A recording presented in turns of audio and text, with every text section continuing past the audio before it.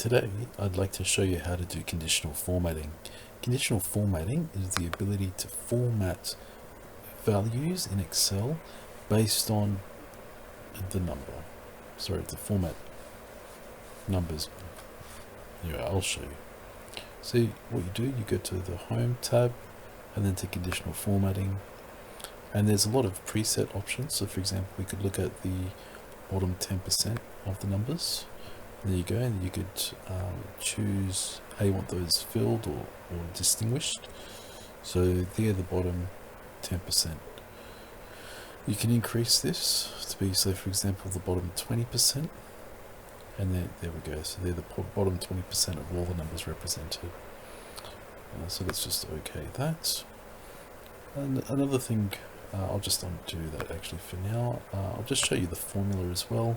So if you go to Manage Rules, it gives you a little bit more control. So if you go to Use Formula to determine which cells to format, and we're going to start with an equals.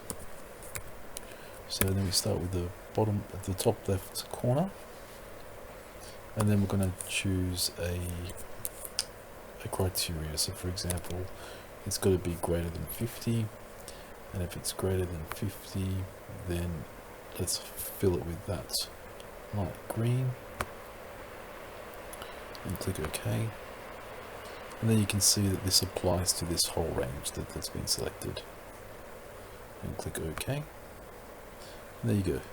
So they're the values now that are above 50, just like that.